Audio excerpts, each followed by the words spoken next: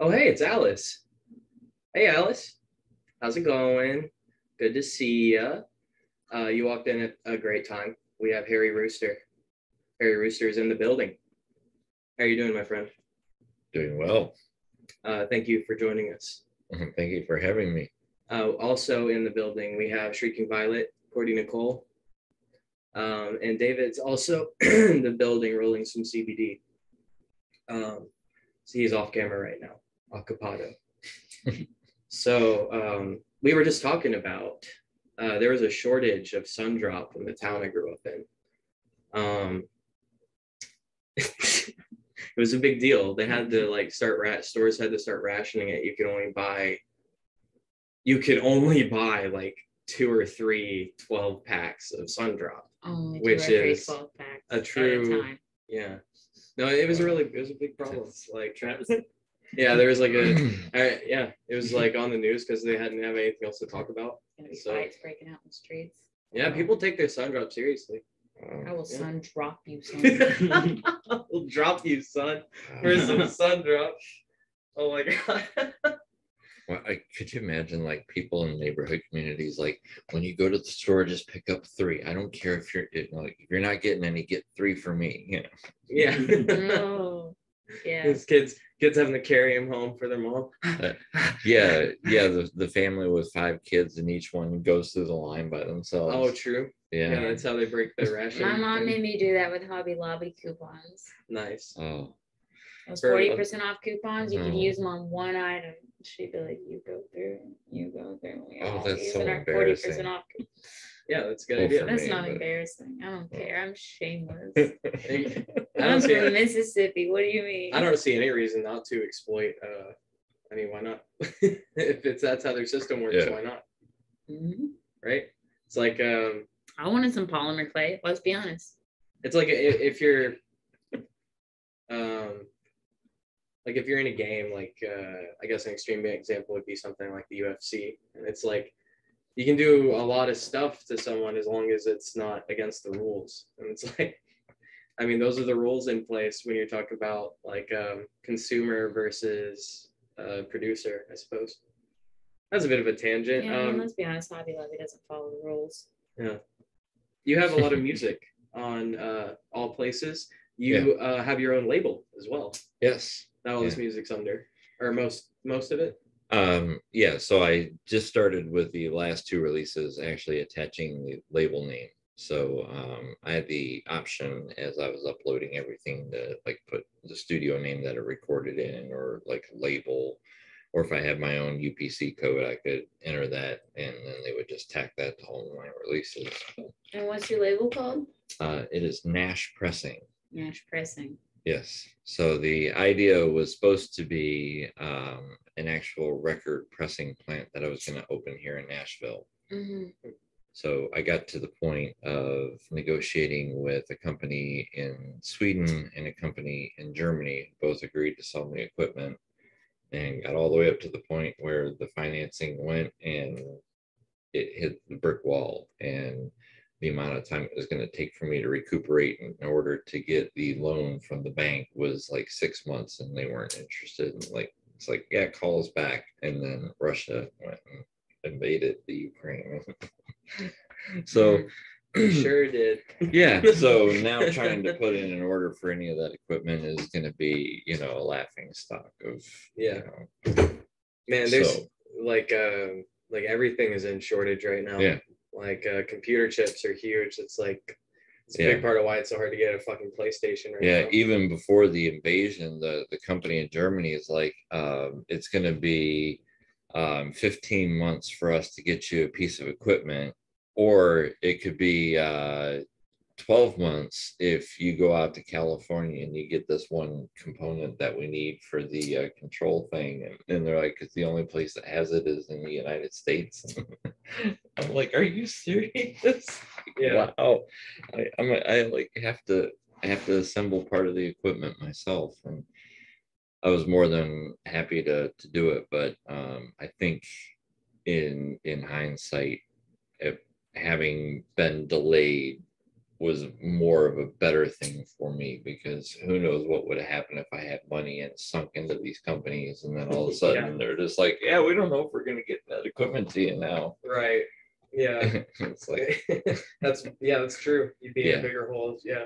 Yeah, right. Because now I'm going to be in this business venture sunk, for a couple $1 million, and there's going to be no guarantee that the business is even going to take off. So you have your freedom, you have your options. Yeah. And since it's a business license, I can operate anything underneath the license, as long as it's a legal business. Yeah. So that's awesome. I was like, why not do the record label? It kind of was a no-brainer for me when I had the option given to me. It's like I can add additional artists for this small amount, and then I can just negotiate how I want to do the pay and everything between the artists, and like what I want for a cut if I want to do as like a publishing company. So there's a bunch of different options that I have available to try to make a little bit of money, but I don't want to rake anybody across the coals either. It's like I'd rather have a little bit of change, and kind of like like a lot of actors did, where they took their percentage on the back end, said I'll take a percentage of the box office sales versus all my cash up front, and then it worked out better for them in the end. It's a confident move. Yeah, I mean, any artist realistically could become huge, and if I'm taking a small sliver of what they're making, then it'll all trickle down my way. Yeah. So you've recently released over 100 songs. Yes. Within a 52-week period, no less. Right. You did all of the music. Yes. Performed all of the music. You wrote all of the music. Yes. Produced all the music. Yeah. Did you do anything else in that time, or was it just working that? Right. Yeah, I had. So what led me to make the decision to do it? I had worked for a company that was based out of California, and it was like a marketing company, and it was my first step up into getting in more of a developer role for information technology career, and it was going to pay me a hell of a lot more money than what I had been making previously at a healthcare company. So I had a series of unfortunate events that led me back to Michigan, and I had to buy a house and then move back there. So I'm like, well, I've got this garage. I'll convert half the garage into like a recording studio / office, and then I can work my job, and all this stuff is great. And 6 days after I moved into the house, my job called me up and said, yeah, you're gone. We don't need you anymore, and we'll give you a severance for like 2 months, and that's it. Or you can take no severance and you're just out of a job. So it's like, okay, so I either sign my rights for not suing the company away and get a guaranteed paycheck for a couple months, or not. So I was like, wow, well, that's really changing my life, because I just bought this house and now I'm out of a job. So I had been toying around with the idea of recording an album, putting an album out. So I'm like, well, let me venture forward with doing the whole studio build.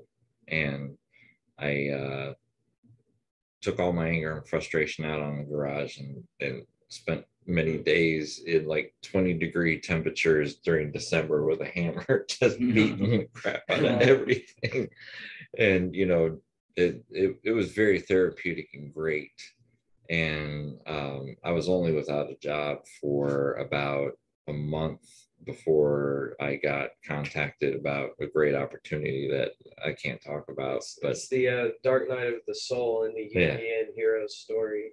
It's yeah. Your fall before your your eventual Right. put back together. Yeah. Sorry, I didn't mean to cut you off. Oh, no, you're fine. So it everything just kind of worked out, and it was going to be a matter of time before I was actually able to get all my authorizations to be able to actually do the work at my job. So I'm like, well, I'm going to sit here collecting a paycheck. So what do? I'm like, well, why put out just an album? I can go for 52 weeks and put out something. And I'm like, and when I have to actually start doing work, I'll have it figured out along the way. And so I just ventured forward, and it wasn't one release per week until after like the fourth one. So it's kind of like put it out, and then there's like 10 days, and I'm looking at the calendar going, well, if I look at it, technically, since I put this one out on Sunday, if I put it out on Saturday over here, it is kind of like, one a week. And I realized that I needed to get more discipline with what I was doing if I wanted to kind of proceed forward. And I just thought about, all right, we break it down into 4 groups of 13 weeks. And then as long as I get one like complete album somewhere in there, then that's all my goal is 12 singles and an album every single quarter, so to speak. And then I'll get through the whole entire year, and kept it all in this crazy journal here. That's why this thing always stays next to me. It's like I have like 2 years now of my life cataloged in this damn thing. Yeah. So it's a baby. Yeah. It's funny how if you don't mind me asking, do you have any kids? Yeah, I have 3. Okay. Well, the reason I was asking is I was just gonna say there's this human instinct to survive. And I think that carries on beyond our actual survival, right? It's like, I think that's a big part of why we have children, is something to survive us. And it can also be art. So it's like you got your children there, you got your children, like it's not the exact same thing, but you'll live forever in that way through your works and through your lineage. Yeah. Right. Yeah. And my kids will survive forever, because there's one song that I put out where I had not really tricked, but I kind of tricked the 3 of them into saying something into a microphone and recorded it and then put it into a song. Nice. And so and that release is out there, so they're kind of immortalized at the end of the song. You hear this kind of like weird voices that say "wrapped around your finger" at the end of my version of "wrapped around your finger," and it's the 3 of them, and then I just kind of warped their voices to match the pitch of the song. Nice. It was very kind of demonic and twisted, but yeah. Cordie has an unreleased track where she uses vocals too. It's not the same thing. No, it's probably like the one that I did with the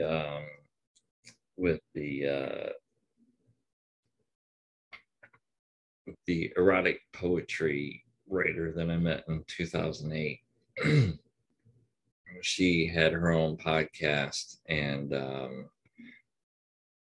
I had met her through like a dating site, and we went out on a date, and that was kind of like a kind of weird, odd experience in itself. But we ended up staying friends after that and talking. I did a song that she would use in her show intro, and it kept talking about how I wanted to F her, except with a nice poetic. Nice poetic thing.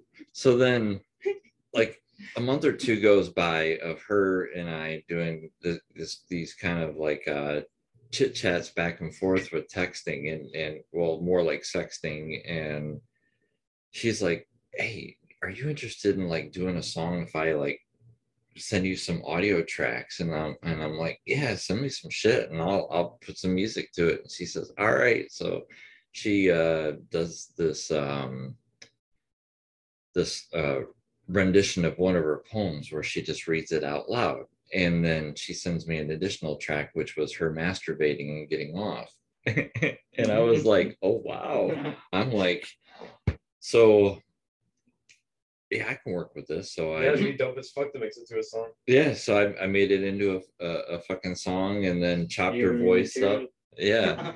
And then gave it to her, and then she had put it out for release. And I still found a version of it on like Amazon.es, like the Spain version of Amazon that you can find the track out there. Oh shit. But other than that, she's had it taken down off Apple and everything, and so I've kind of just kept that in the wraps. And it's one of those, like, during private listenings I'll break it out and it's like, yeah, listen to this damn thing, because it's a fucking awesome song.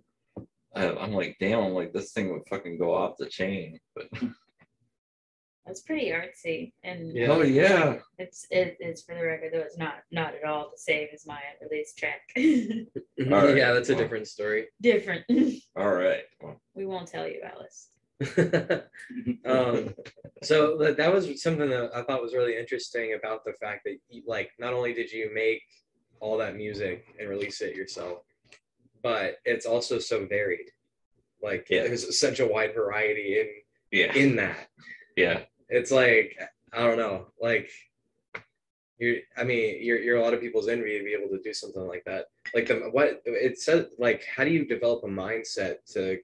So let me back up a little bit. Sure. So the advantages that kids have today coming out, all the tools, as far as music, let's put it in that box. Mm-hmm.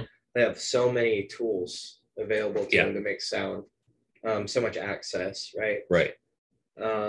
Compared to, let's say, a period like the 70s, if you think about what the Beatles had to do to record some of their records, or Miles Davis, right? It's like, if they had the tools available today, like, that'd be crazy.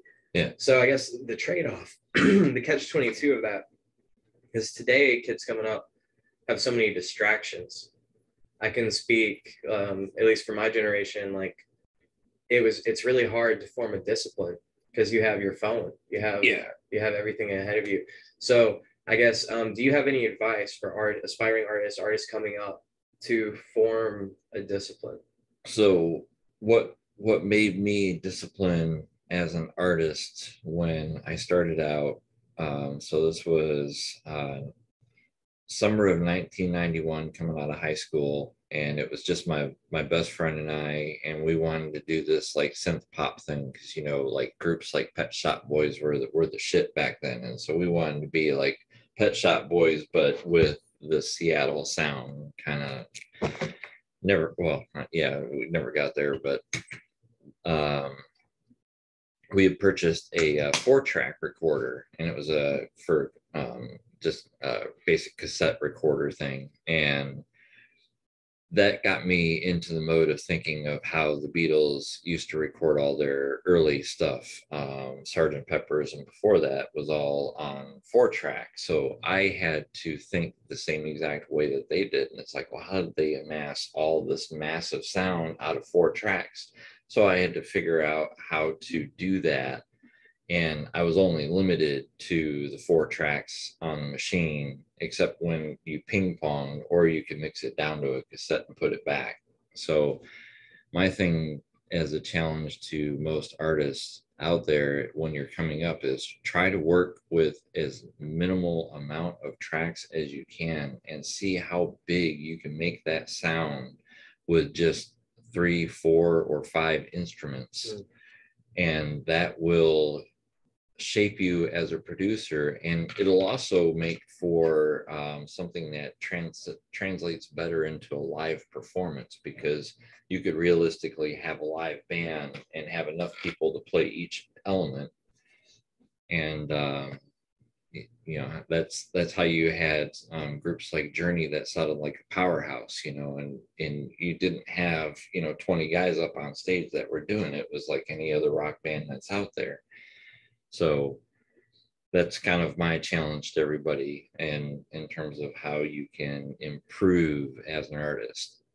The other thing was I never had any sequencers to work with. So everything that was a keyboard track, if I wanted to do a 16th note of like a Prince thing, well, I had to figure out how to play that with my fingers without having a computer or something to instantly hold the note down. There it goes, you know, with like a roll bar or something, and bam, we just did a whole 16th run. You had to find the sound.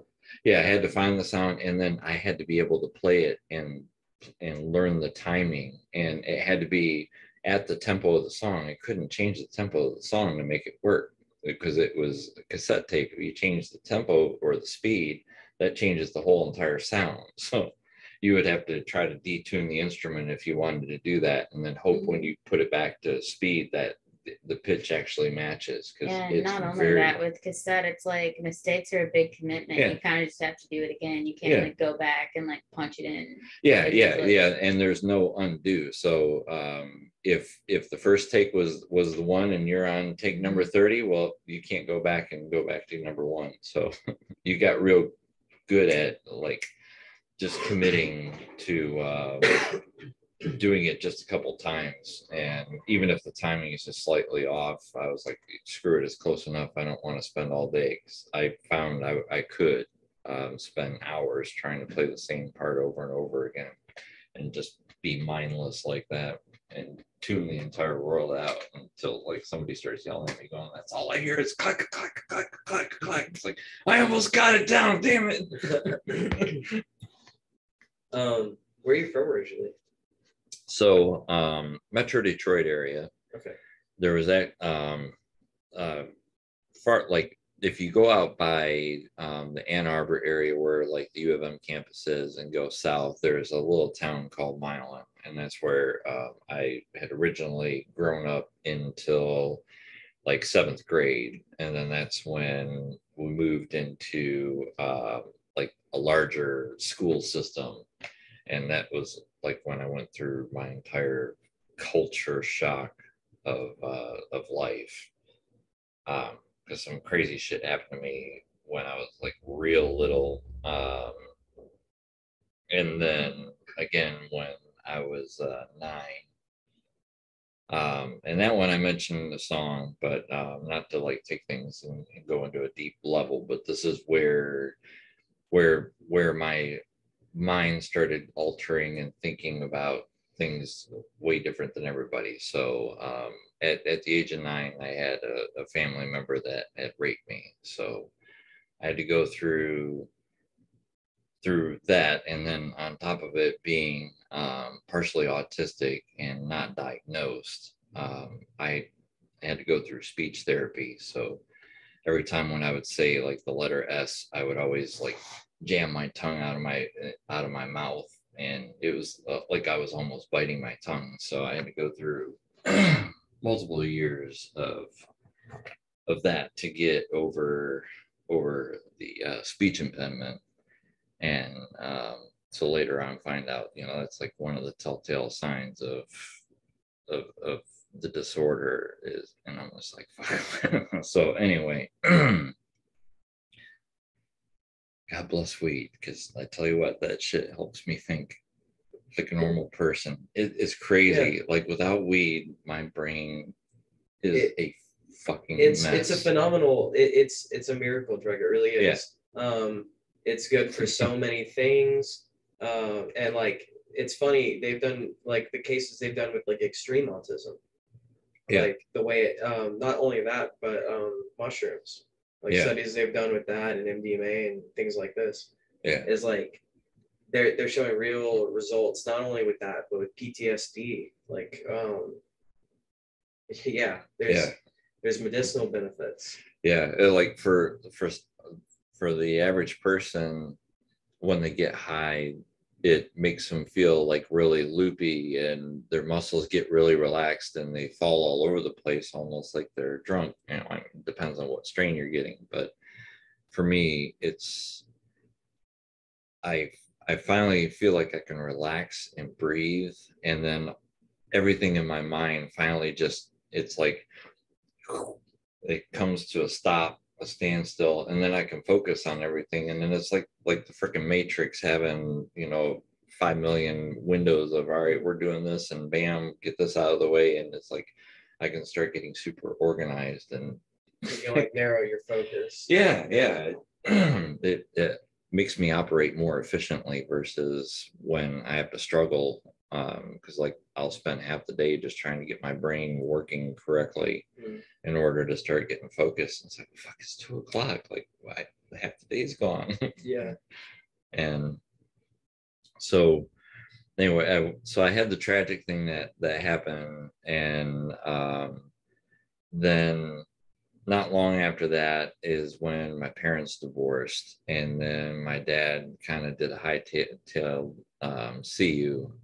So that was when I was like 12 going on 13. So like 3 years after crazy shit. And that was a integral moment, because that Christmas he had got me him and my uncle went in and got me 2 cassettes. One was LL Cool J's Bigger and Deffer, and the other one was Beastie Boys' License to Ill, because both albums had just came out, and it was on cassette. And I remember, like, for the whole 2 weeks I was visiting my grandparents down there, and I wore those damn effing cassettes out. It just blew my mind as a kid, because I'd never really experienced music like that.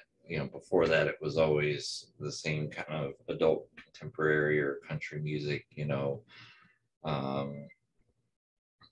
Islands in the Stream, that kind of type of music is what my parents always played in the car. And then here all of a sudden it's like, well, what's this?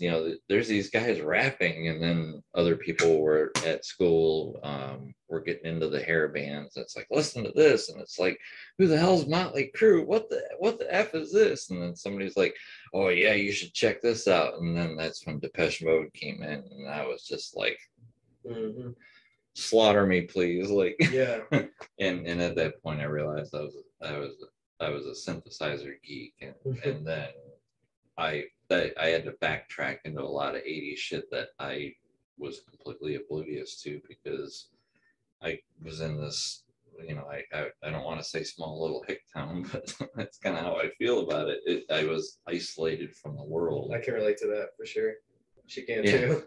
Yeah, and it's like, and I go to this big city, and it's like, bam, I went from where in my school, in my entire school system, there were probably 4 black kids. And then I go into the school that's like 30% black people.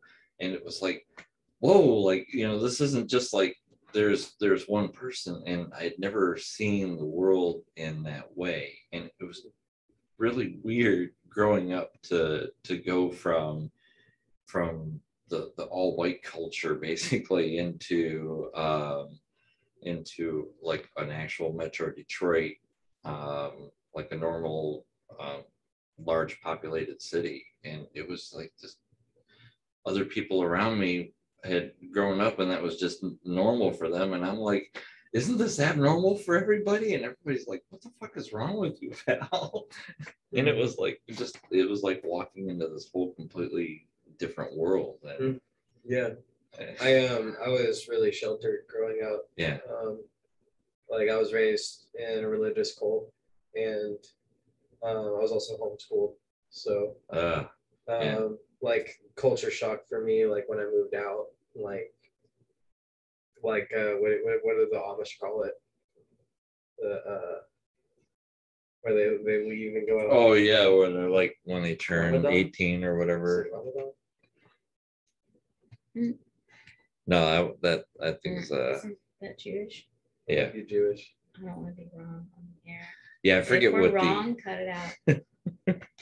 Cut it out. Who am I gonna offend, the Amish? They can't hear us. Yeah, what? Come at me. I forget. Come at me on your course. Like, they're right of passage. You'll never catch me. That's their Roospringer. Bruce Springer, thank you. Roomspringer. Yeah, their Cut it option to experience regular in. life. Stupid fucking mic. Yeah. Sorry, what? No, yeah, it's their chance to experience like regular life without Yeah, being shunned. Rumspringa.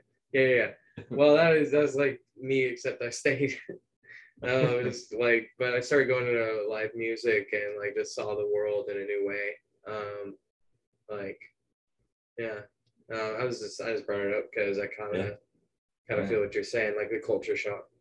Like Yeah, put in I a new mean, it was. situation. I went to church when I was real little, and I think it was my parents sent me more just to get me out of the house, but it was this crazy Free Methodist church, and everybody. It was almost like now I think about it, everybody dressed like Mormons. It was crazy, like.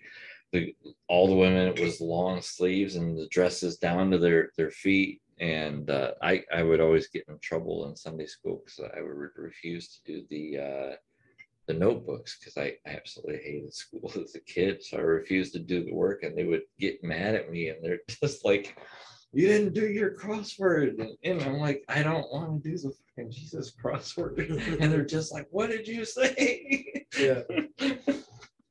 So, Yeah. like coming out of that as an adult, Yeah. do you? I noticed you have an ALK. Do you Yeah. have any ideas or well, let me preface first of all. Sure. No one knows the answer, but do you have any preconceptions or ideas about what happens after we die? Oh wow, I have delved deep, long, and hard into trying to find out what my own like belief system is, and I've kind of come full circle like 2 or 3 times on some different ideas, and this last one, that the wave that I'm on is so fucking unreal that I don't know how to explain anything. So what I have come to believe, at least in this life cycle, hopefully it's the last fucking life cycle and I don't have to go through this shit ever again. I hear you there, buddy. I think I wrote a poem. I just want to say I wrote a poem one time where there was a line. I was like, "This is my last lap around the track. When I die, I'm not ever coming back." So I'm just saying, I feel you on that. Hey, cheers to that. Cheers to the end of samsara, the cycle of reincarnation. Cheers. I think that Earth cheers to is. that. I think we're actually living hell, Okay. and when you finally figure out how to actually be truly a good person, that's when whatever the universe is, the universal spirit, or collective consciousness, whatever is out there that kind of guides things without interfering, so to speak. I think that's when your soul kind of gets plucked, and you get to get pulled into the pool, and then you don't have to deal with this bullshit anymore. But if you don't figure it out and you're an asshole that always pisses everybody off, or what have you, you have to keep coming. Yeah, back. or you walk around murdering people. Yeah, it's like the moment you die, you just get sent back, and it's like, all right, you didn't fucking learn. And what would be the ultimate punishment? We'll send you back, and we're gonna fucking totally wipe you. We're gonna put you in a whole different body so you don't remember a fucking thing, and see if you figure it out this time. So it's not particularly looked on as a good thing to be stuck in the cycle of. Right, exactly. But that would be kind of like your punishment. Like, okay, you didn't figure it out this time, and you get sent back, and then now you have the added challenge of the society has changed, and maybe you get sent back right away. Maybe there's a waiting room, and you have to sit for whoever knows. Maybe you don't get sent back to Earth. Maybe you get sent somewhere else. I mean, I think there's a lot of truth to that, man. Yeah. Like, it reminds me of like Vedic ideas about reincarnation. Like,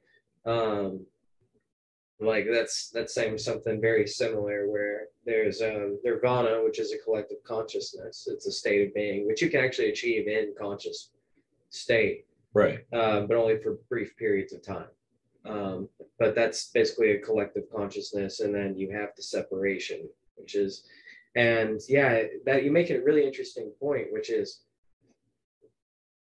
if you've been reincarnated several times, it's like, okay, so what are you missing? Right? Right. It's like, you meet people that it's like you talk to them and either they'll tell you or it just seems this way. But it's like that's their first life. It's the first time they've been here. Yeah. But then it's like I certainly don't feel that way. I don't feel. I feel very old. Yeah, and but you make a really interesting point. That's like, okay, so maybe I'm missing a lesson. Maybe I need to be paying attention and like. But then again, it's like, do I really? I don't. I think maybe the lesson I'm missing, since we're on the subject, is I'm not so sure I want to be in that place. I really enjoy the ego, like being an identity, being a person. Yeah, exactly. I really want there to be. So I theorize a third path where you can exit life and retain identity, retain ego. Okay. Like some kind of ghost. Right. At least I hope so. Like, I hope there's a way to break out of the cycle without coming back. I mean, and just float around. What would be the point of you only have just the two options and that's it?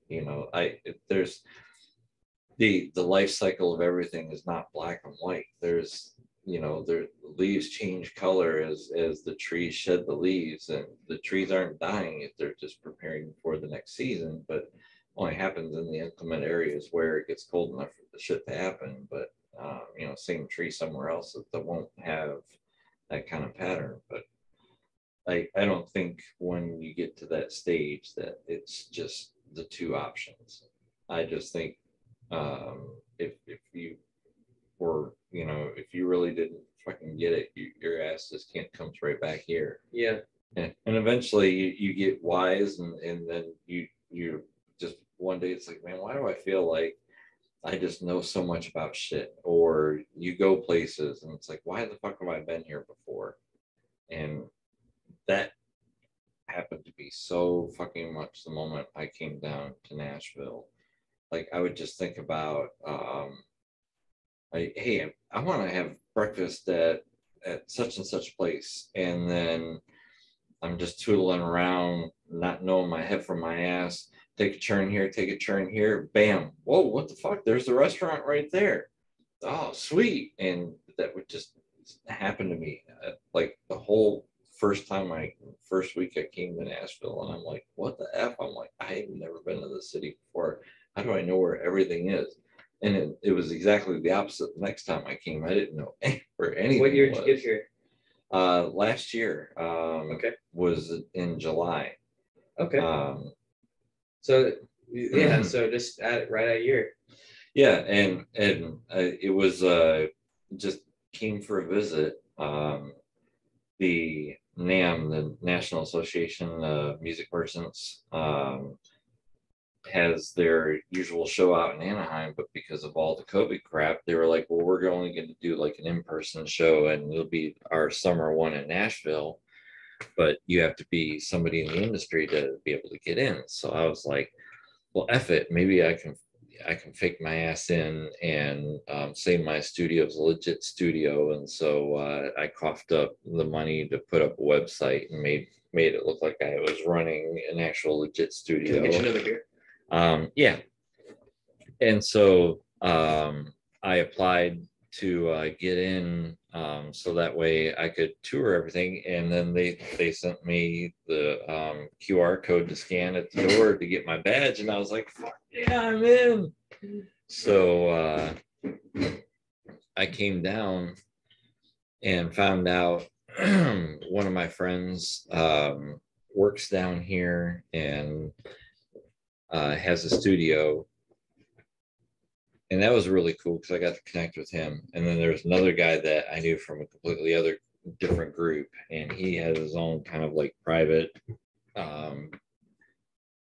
like mixing business and stuff or whatever that he does out of his house. And so I was like, well, that's effing cool. I already know like two people that live down here, and I fell in love with it. And then I found out about the recording summit that Welcome to 1979 does, and that there was a spot open for the one that was in November. So I was like, sweet. So I bought a ticket, and then I planned to come back in November, and that's what I did. And that opened up all these doors that I did not know existed. Just from all the people that were in the industry and all the stuff that they asked to keep behind closed doors, so to speak. But it was a fantastic networking opportunity, and it was just amazing. I was like, dang. Okay. So Nice. yeah. Well, glad you're here. Yeah. Thanks. Yeah, not just here, but in Nashville. Yeah. Finally. Alive. yeah, here on Earth as well. Yeah. So trying to get my my plans finalized to actually move here, because I still have a house in Detroit, and I like to jokingly say, I actually live like right by 8 Mile, unlike some other people. That's funny. Yeah, logistically where my house is a stone's throw just south of where 8 Mile is at, and like you go over 1 mile and you're in Detroit. So it's like really crazy, interesting area to live in. Nice. Oh man, I can't wait to not have to ever look at that ever again. Yeah. It's obviously much better here, but it's getting worse than it has been. It's actually, as of the time that this is recorded, there's actually an active person missing right now that went to the Brooklyn Bowl venue. Wow. He said he was going to hang out with some people he met after the show, and police are still looking for him. Damn. Never showed up. Trust nobody ever, Alice. Yeah, he didn't say who he was going with, and it wasn't. It's some people he met that night, and I'm not saying that happened. He also was riding a motorcycle, so it's very possible he drank too much and just went off the road somewhere, and no one's found his vehicle. But right. It's just I mean, Alice, just be careful. Don't be out late alone, mostly. And another great advantage of, at least while we have it right now, is you can defend yourself, Alice. You can carry weapons to protect yourself, at least for the time being. We'll see about that in a decade or two. But segue. Do you have any ghost stories? Oh wow. Yeah. I actually have captured a ghost in some of my songs that I've released. So there is a the house that I bought was an elderly couple that have been married, probably 60 some years before the husband passed away. And then obviously the wife health was deteriorating, and the children finally convinced her to sell the house and move out. And so I came along right at the opportune time to buy the house. And I believe the spirit of him was still there, because the back end of the garage that I turned into my studio was his workshop, his handyman of America, as I found the sticker somewhere in the basement, and all of his handyman work for however many decades that he was back there beating the crap out of all of it. So I tore down the wood and reused all the wood to build the studio, and then just had to add some new wood for beams for a wall that I had to put up for the areas where I didn't have any boards that were left over that were long enough to reach from floor to ceiling. But I believe I pissed his ghost off at some point. There's certain songs when I would play where I would invoke a certain emotional level in myself while I was performing, and then I would notice little pops and clicks would start happening in the speakers in the recording. One recording in particular, when it was the Know My Name song, I had refused to want to work on the song to begin with, because I had done this crazy drive to Indianapolis the day before, to try to clear my head, and then drove back to Detroit. And that's like a 4.5 hour drive one way. So it's like I drove there, hung out for 2 hours, drove back home. And the next day, wake up and do full work day. And I'm getting ready to go to bed, and it's like 9 o'clock. And then I start playing this lick on the keys. And then it was like, this thing just would not let me go to sleep. And I finally, after getting part of the stuff done, woke up the next morning, still had a piece of it to finish. And then I mixed it down and got it ready to upload and release it. And I wasn't quite happy with part of it. And I'm like, I'm going to go back and I'm going to change the way that the mix is. And I pulled the damn song up, and like one of the tracks was like complete solid static. Like even when you pulled it up in the audio editor tool, it looked like almost like a big fat thick bar, and like it was inaudible. And I'm like this sucks. I'm like, the only version of this song I have now is the mix down that I got last night, and it's got these damn little pops and clicks, you can hear it. And I'm like, I don't want that in the damn song. Well, I couldn't mix it down at that point. So I just had to upload what I had and leave it. And so there's like 3 or 4 songs like that where when you're listening, if you hear like these abnormal pops or clicks, it's not something that I added to the song. It's like the ghost in the machine that just came through. And if I were to play you the masters that I had uploaded now, you won't hear the pops and clicks in them. It's crazy. Sex monkey. Yeah, so that's my ghost story. I totally think that they're that they exist in some way, shape, or form.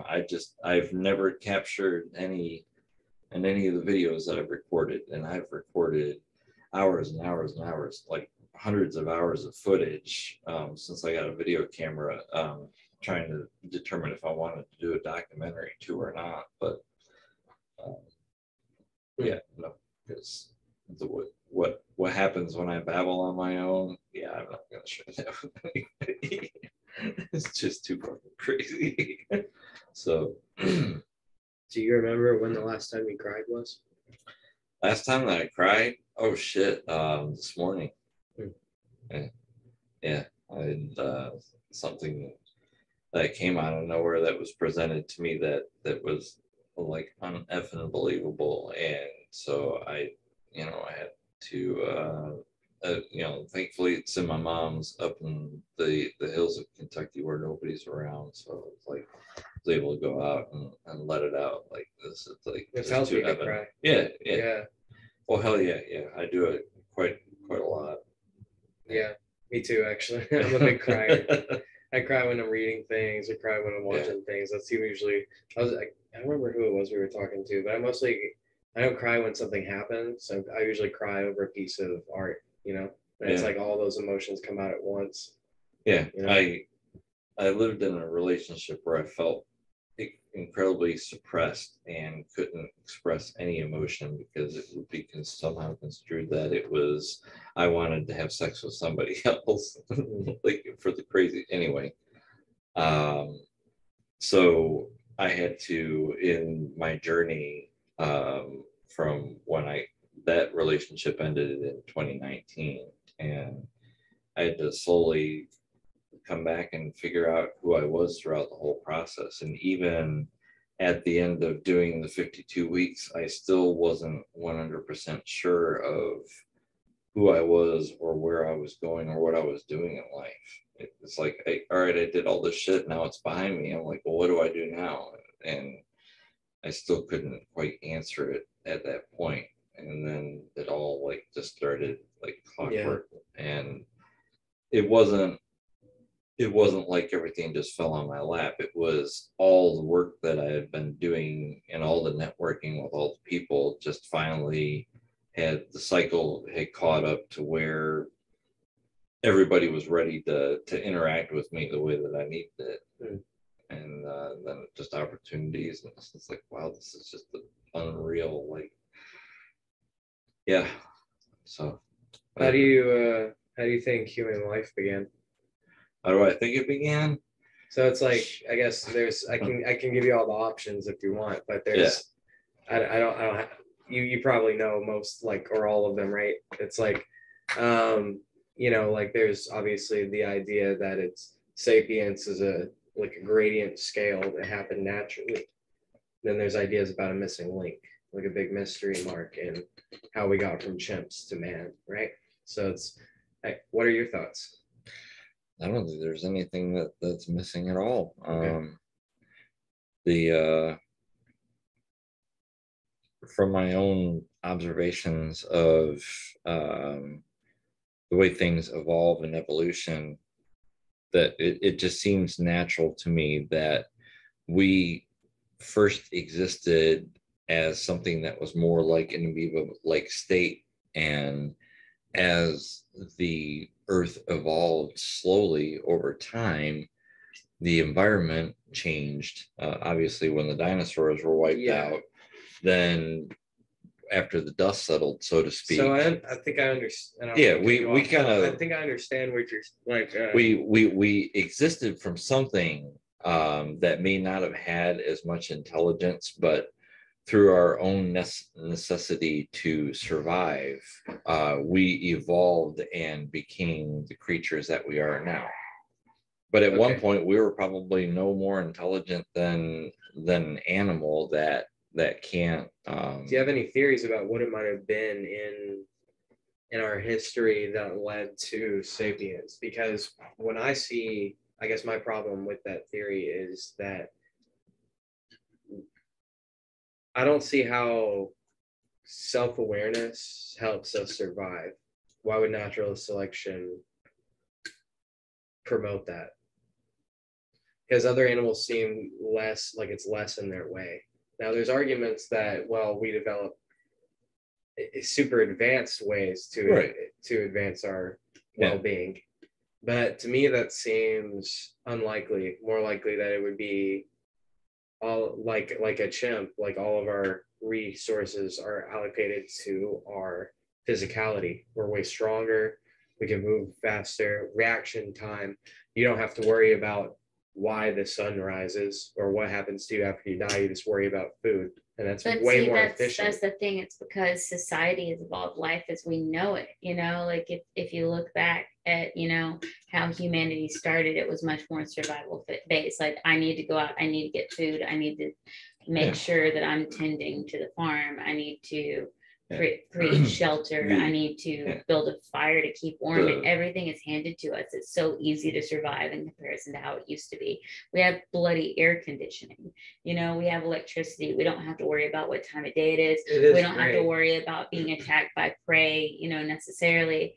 So our mind has that survival instinct, that look for a threat thing, like, how do I get through it? And I think that evolves into pettiness, competition, anxiety in ways. I guess, and I understand that. I guess the only issue I see with it, and maybe you guys can help me figure this out, is the only issue I see with that is natural selection isn't intelligent in the way that, like, we are, right? It's like, it's not conscious. It doesn't make decisions. It is the result of decisions, right? And it's like, the things that natural selection equates for is, okay, actually, that's the question. Why did the female primates choose the mates that were highly intelligent rather than highly physical? And I guess that's actually a really easy answer, because some of those chimps figured out something. Well, like, part of our genetic evolution, if you were to actually roll the earth backwards in time and then take a look, there's the atmosphere, what the overall temperature of the earth was different by a few degrees. The Earth's orientation to the sun was probably in a different spot because of us using nuclear explosives. It's adjusted the Earth's orbit and its axis, and it's still, it has. The Earth's poles normally rotate. I think it's either every 50,000 years or 100,000 years. The poles completely flip. So the Earth's constantly doing this while it's spinning sideways. That's why the markers on the North Pole changed. But when we started doing the nuclear bombs, they noticed the markers on the North Pole started changing much more drastic. Oh shit. So we caused the cycle to move. That's why we're experiencing the Earth, the atmosphere the way that we are. It's completely irreversible. We cannot undo what's happening. The Earth is going to start spinning faster and faster that way. And so there's a chance if the world goes to nuclear war, you could fuck up the entire Earth. Like there would be nowhere inhabitable no matter where you bomb. What do you have out there? You just have the people that when they hear it, they're just like blah blah blah blah blah. No, nope. Yeah. It's like, I'll be dead in 100 years. Well, yeah, you'll be dead. You'll be dead in 5 years if you use that, because the Earth's you're gonna freeze to death when you're on the axis. So, I mean, that's why everything's all part of why everything's all fucked up is because that tilt changes, and then your what used to be was it the Tropic of Cancer and the Tropic of Capricorn dictated like where the utmost part of the sun would hit the Earth, and then that would change as the Earth would come around. So you get like the Tropic of Capricorn up here, and then when the Earth comes around this side, well, then the sun's hitting the Tropic of Cancer, and that's why the heat wave changes. Well, then when you start changing that, well, then those tropics are no longer the same as they used to be. So you've got the Earth that normally was like this going around the sun, that now is doing this even more so. And then what happens when you're doing that? Well, now you've got the Arctic now becomes on the east and west versus north and south. Wow. Yeah. Do you think aliens have been to Earth? Oh hell yeah. I think some sort of life form's been out there. Now I don't think what everybody has pictured as aliens has been what they actually look like. I don't think anybody actually remembers what they actually see as an alien, because there's a million things that I can tell you. If you change the camera aperture just like you would with your eyes squinting when you're just coming out of a sleep, half them alien faces look like a freaking dog or a cat staring at you, which is what your animal normally does when you're coming out of like a seizure or some state like that. So I think people's thought of what they see as an alien is really just a warped depiction of something that they're seeing in reality. But, so if they've been to Earth, do you in what way do you think they've interacted with society? I totally believe some of our advances in technology have been due to finding pieces of alien technology that were accidentally left out or left behind. Okay. Interesting. Yeah. Do any examples come to mind of like pieces of technology? You don't have to be specific. Well, like, I was just wondering if anything came to mind. Part of it is the advancement of how quick spacecraft evolved from the Wright brothers flying a wooden plane structure to, all of a sudden, bam, we're flying, jetliners with passengers, was it like 40 years later, kind of like, and then all of a sudden we add jet engines and we're breaking the sound barrier, 20, 30 years after that. I mean, the way that it evolved was so rapid that I just don't think up to that point, how come humans had never figured that shit out? Why did we not figure out building a train back in the 1200s or like 900 AD? Probably like the ingenuity was there, but maybe like the political and like building structures weren't all there yet. Well, and I feel like every discovery is a building blocks to the next, kind of like exponential growth. It could just be that there just wasn't enough people that populated the planet yet. And then as we kept procreating, and then you get more crammed areas, and maybe that... There wasn't as much opportunity back then either. So right. There might have been some absolutely prolific inventors that we never saw the light of. Right. Or, they got offed by another inventor that was like, oh, we can't have you showing me up. Yeah, exactly. Like some Edison and Tesla war type stuff. Yeah, exactly. Yeah. Just bury it in the backyard. Yeah. So do you think interdimensional life, like whatever you want to call it, spirits, angels, demons, fairies, what have you, Djinn, various cultures, do you think those things interact with humanity? I really still have I really seem to be on the fence about whether or not spirits are able to interact with you or not. If I really had to bet on my own hunch, it would be, I think some spirits are able to, as you had mentioned, they maybe have evolved into a part of the conscience where they're no longer physically here, but they're allowed to be here, kind of like, like the spirit guides for somebody else, or that might be what a god is. Yeah, the way I can't tell this person what to do, but maybe if I make the light flicker, they'll finally fucking figure it out. That kind of thing. You're the person that maybe guides somebody, sets a chain of events into yeah, or you just sit back and you're just casually watching shit and doing whatever. But I think there's that form of spirit, because that's what I think is interacted and gotten into my equipment and made things malfunction.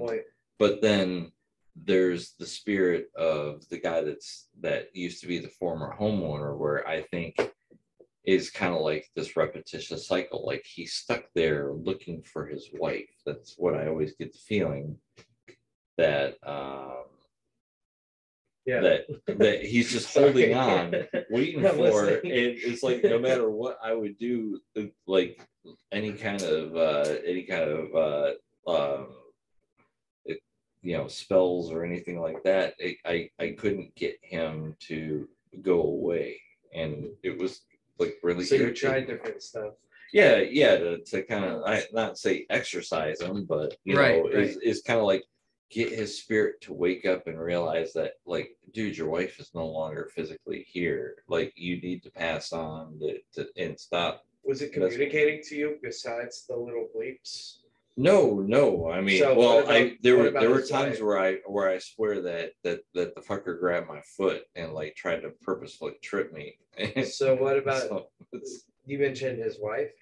Yeah, his wife no longer living there in the house, but his spirit might not know. It was the ghost of him, of the previous owner. Yeah, the previous owner. Yeah, like he died, and I think because he was so in love with his wife that he never crossed over into wherever he was supposed to go. So he was just stuck in this haphazard state looking for his wife, hoping that he's gonna find her. And it's like, dude, you're not gonna find her because she's still alive. Like. And you making that emotional music. Yeah. Some of it, I think, would trigger memories of his wife. Yeah. Imagine like staying, and then your significant other like moves on, and then you're like, shit, man, I should have moved on to the next place. Some fucker comes in, tears up your what was your place that you hung out pretty much your whole life drinking beer. Yeah, and getting mad. It's some other dude's home. Yeah, and he's making songs in there and shit. No, I'm stuck here forever. I should have fucking left. Oh, well, hey. Whatever he did to cause him to stick there, it's not my fucking problem. Yeah, that's your fault. Yeah, at least you it's not my responsibility. Like, yeah, it could have been somebody else. I mean, you're just like float somewhere else at that point. You're like, what? I'm just gonna go chill somewhere else. Yeah, it could have been some dickhead that decided to just level the whole garage whatsoever, and like, bam, you would have had nothing to hang out at. Like cabinets, fucking slamming. You're exactly. So all this being said, what do you think is the greatest threat that humanity faces? Our own evolution. I think we're evolving and growing at such a fast, crazy rate that previous generations are not able to keep up with what's going on. Like, like boomers, you give them a laptop and they're just like, oh, here, come show me how to do this. Here, sit on my lap and show grandma how we surf the web. And because they don't know how to do it, so they feel intimidated. So it's like we got to have somebody younger come and do it for us because we're not able to learn how to do Isn't it. it kind of always that way? Yeah. Like when automobiles came out, the older people of that generation were probably like, I don't want to learn how to. Yeah, I don't want to learn how to drive. Crap, I'm not getting in that thing. Right, yeah. Fucking machine Yeah. with wheels. Dune buggy. Meanwhile, driving a horse, like one of the most dangerous things you can fucking do. Driving a horse, wow. I don't care. I'll get there in 5 days. Okay, Grandpa. Grandpa never showed up. His But, horse broke a leg. yeah, And fell off it's a just- cliff. Because But yeah, the death trap. It's way more dangerous.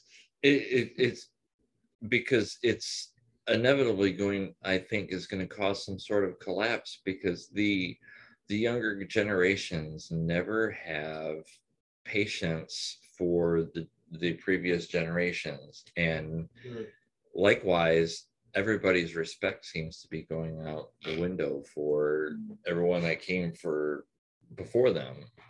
It's kind of like, well, It's you know, like, big why effing weren't- deal, why weren't but they on the same level Yeah. as we are now? And Yeah. It's like because they were on a different time. right. It's like, well, they should have been, more, they should have been Yeah. more wise. And it's like, well, it's like we are where we are now. Yeah. It's like we still have room to grow, and the future generations will probably be saying things about things we do now and be like, how the Right. fuck did they do that? Yeah, Yeah. exactly. Yeah. Or, we'll get to a point where it's like Star Trek, where, they can do like the most crazy, insane calculations that we just can't fathom because we haven't evolved mentally to that point to Mhm. where everybody's just that effing smart. Yeah. Yeah. We may never get there. I mean, But I do share your like worry though. There's always that need to like keep one-upping like the previous generation. It's like, no, we're the Right. next thing. And it's like, but I don't know how Yeah. sustainable that really is, especially Be- with how exponentially technology is growing right now. yeah. It's like fucking Because because everybody always ignores the phrase that's always been there since, like, what I want to say the dawn of time is, you have to learn from your past mistakes, and it Right. seems like nobody ever learns. Well, we It's- don't even want to learn from other people's past mistakes. Right. We want to forget history happened and just Right. repeat it. But likewise, it's because you get somebody that's like a brand new young soul that gets dropped into the mix, and what happens? Somehow, through the luck of fate, they get that spot where they're the hotshot new CEO, and they come in here, and next thing you know, we're gonna make a freaking fire festival, and then like shit like that, where The somebody fucking that fire festival. somebody Sounds like that Yeah, had the no Fire Fest there. business, It's gonna be lit, bro. Yeah. Yeah, Somebody who it's the had- new Coachella, dude. yeah, some young soul that had no business getting that much power that fucking quickly, but yet that it seems to be easier to do now when you're younger, because as long Oh yeah, so much as access. you look pretty, whether you're a man or a woman, that's it doesn't matter So about any it- fucking thing So it's else. actually a real problem where what's happening is kids are getting famous and then having to develop the talent. Yeah, exactly. Like they It's get like, famous damn, on she's nothing hot. at all. Well, I would And say then they get famous on partly because of their marketing strategy. marketing Right, ability. Actually, yeah. You gotta give them they're credit. actually a genius Yeah. marketing. They watch Mhm. how it works and then they just Yeah. repeat that, and Mhm. they're actually genius. Yeah, that's a good Yeah. point. That is what they're. That's what it is all about, is marketing. Like a lot of people are just playing a type of character to like Yeah. get the clicks. It's just Mhm. like different strokes, Yeah. different folks. Everyone's got their different little niche things, but there are a lot of people really selling out for the clicks, which There's, kinda like, sucks, entire 'cause it's not really what companies- they want to Yeah. do, but they know they can do it. There's like entire marketing teams trying to replicate what these 12-year-olds and 13-year-olds are doing. They're like, what the fuck? How do we we can Yeah. we can do this too. And it's like they try it and it's just like a really sad attempt, and like everyone's like, that's no. I've Stop actually it. heard about that like certain record labels like won't release a single unless like it goes viral on TikTok. And so Yeah. TikTok is now the standard that some of Wow. our pop artists are held to. Like, can you make this viral on TikTok? Then you can release it, and Oh like shit. Damn. this can be your single. So, oh man, Shit. I heard some crazy stuff about TikTok surveillance. Now that you Yeah. mentioned it. So like back during the Trump administration, he put a ban on TikTok, and Right. they had to create a separate company. There's a American TikTok, and now there's a Chinese TikTok. Yeah. Well, the American TikTok feeds all of its information to the Chinese TikTok. Yeah. And someone was able to reverse engineer the American TikTok and like go through all the just everything it does. It tracks your key swipes. So it knows everything that you do in and out, everything that you type in and out of the app. Right. Yeah. It's like extremely invasive. Oh yeah. Yeah. It's like the most invasive app to date. Yeah. But Yeah, yeah, it's that crazy really shit. sucks that it's the industry standard that you have to get blow up on TikTok first. That blows. Yeah. Yeah. Are you on TikTok? I am on TikTok, but one of my IT stints, I worked for 6.5 years for Nielsen, like the Nielsen ratings, except I work in the online marketing sector. So I there was a server collection system where we went out to different message boards and we would just scrape all the data out of the message boards, and then companies would pay us beaucoup amounts of money to isolate, like if people were talking about a soda or people were talking about a camera or a car, and these companies were paying like millions of dollars. Holy shit. And we were just getting the data for free. And so I learned all about third-party cookies and how all that crap interacted from my own personal experience, having to like hack sites and try to get their shit, and when there were when they had limits in place when we weren't allowed to. Wow. So I know marketing from a whole other level that most people don't, and it's horrible. That brings me to another thing. Like Coca-Cola got in trouble back in the day because they were splicing in single frames in movie theaters, just like in the corner. Coca-Cola, and people would get up immediately and walk into the fucking lobby and buy Coke. Yeah, like when it would be intermission time for the movies.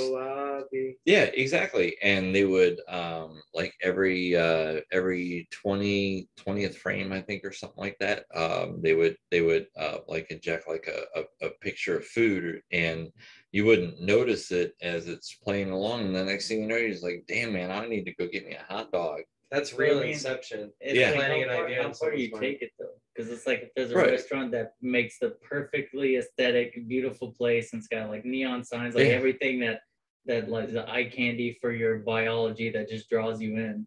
Is that kind of nefarious too, or is it just them setting up such a beautiful place, which maybe the food's not even that great, but you just go there for the aesthetics of it? Yeah. I don't know. It is a little weird. Like you're right, David. There are whole thing degrees like to that, it. but- There is a degree to it where it's nefarious though. Like Like, if they're trying to pull in like a political message or something, then it gets Right. really weird. Like, oh, vote this guy. I think And then it's like, whoa, why is Coca-Cola? It's okay when flashing it's that? consensual, when you're Right. aware that it's happening. When you see a But, like, commercial, when you're you- aware you're being advertised to. Yeah. It's not okay when someone splices a frame of something in there and you have no idea that you've even Or- been suggested to. But like if they put like hidden things in there, like I saw somebody that used a picture of a pig for their barbecue. I mean, like 5 million places down here, right? But I noticed what was different about this one is the pig's nose was actually a heart turned upside down with the holes in as the snout, and I was like, son of a bitch. I'm like, subliminal, because you see the heart, and so you think I'm gonna love this food. But the heart's upside down, so you don't notice it, but your brain processes things upside down. So I was like, shit. I'm like, Oh, Wendy's has a thing where the way that it spells Wendy's or something like that, it also says mom in it, and it's supposed to subliminate What the message. fuck? It's supposed to message you with the picture of No. Wendy's little pigtails, like home style, like wholesome food, Oh my god. like Oh, good shit. feels, nostalgia. Wow. Yeah. Wow. Like the yellow for McDonald's is yellow's a food color. It's like Mm. it's all so I mean like I think Yeah. there's a level to it that's okay and there's a level to it that's not. I mean, they do spend like untold billions and billions of dollars in the marketing industry, Yeah. like figuring out what's the absolute perfect level of crunch, what's the Yeah. perfect level of saturation for whatever this food is, like what, Yeah. like Yeah. down to like a T. And it's like, Yeah. it gets like crazy, like They're right out of high school Processed food. with Detroit being the home of Little Caesars. Every guy's dream working at the restaurant was to be at the store when they would put out the announcements for the test kitchen, because you had to be 18 to get into the test kitchen.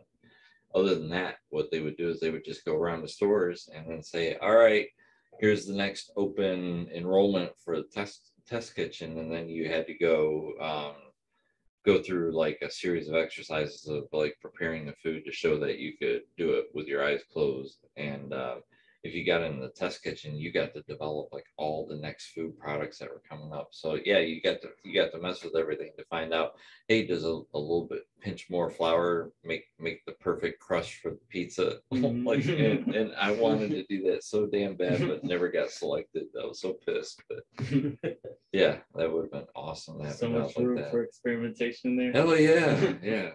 Maybe I could have invented damn barbecue chicken pizza, which is nothing to hoot and holler about. Yeah.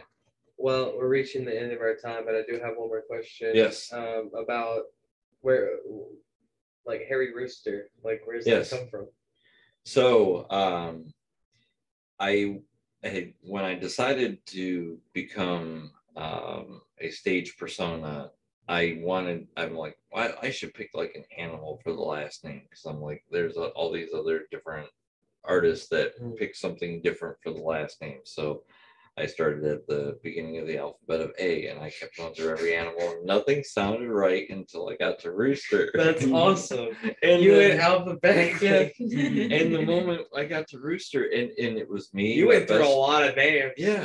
So it was me and my best friend and his older brother, and we're at a Big Boy eating like whatever effing food, and then I come across Rooster, and then like my friend's like, that's it. And then the other one's like, what, like the effing cornflakes Rooster? And I was like, yeah, like that. So then my other buddy's like, yeah, but we should make it a little bit different. And so he scribbles this thing on a sheet of paper, and I took it, and I was like, yeah, I'm like, I could take it from there. And so then I took his little kind of rounded drawing and then made it more square and tribal, and then I got it tattooed on me. Nice. And then the image that's on my business cards is the same image that's tattooed on me that I came up with right after that restaurant thing. It's like I just drew it with marker, and then I went to a tattoo thing, and I'm like, can you put this on me? And the guy's like, he's like, yeah, is that the and Kellogg I'm like, symbol? can you make it a little bit different size? And he's like, there's a place down the street that has a Xerox machine that you can change the percentage sizes. So I went down there and I changed to like 33% smaller from where I had it or something like that. And then because I was like, that's gonna look too big and awkward on my chest, and that was it. Damn. Well, he's like, sorry, that's the one shape. I can't tattoo that, bro. Yeah. and that was the first tattoo I ever got. Nice. So I decided at that moment that I was going to go full force and commit to it, and then before I even realized what the F I was doing. Yeah, it speaks again to your discipline, because I would have got to Harry Albatross and been like, that's good enough. Like I like feel it like, yeah, that one sounds decent. Yeah. You went all the way to R, man. Hell yeah. But like, yeah, there's also like you had your happenstance with your brothers. And it all worked out. And I later on, that's when somebody pointed out the thing, and they're like, man, they're like, that's a clever name, and I'm like, what? And they're like, Harry Cock, and I'm like, Ah! Oh shit! I never Never even thought thought of of that. Damn. Yeah, I knew a guy named Richard Magnet one time. nice, Wait. That was his name? Yeah, that's his name. nice. I was at a convention. They Oh. when we used to be witnesses, they announced this guy's name as Richard Magnet. I was like, Oh, his no name's- way. his name's Dick Magnet. I was like, that guy got picked on at school. I feel so bad. Swag. The company I would work for. You just lean into it. I'm the Dick He was Magnet. like, yeah, I'm the Dig Magnet, bro. Yeah.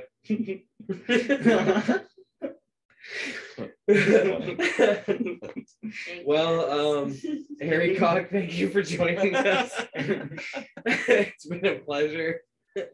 You're welcome back anytime. Oh, thank you. Yeah, Yeah. man. Yeah, this has been great. Alice, please check out Harry Rooster, streaming on all platforms. That's He right. has ample, like lots of music, like 6.5 hours of music streaming right now. Yeah, and 2 albums synchronized to movies. On top of that, Yeah. oh my two, God. 2 of the albums I put out synchronized to movies. So yeah. Nice.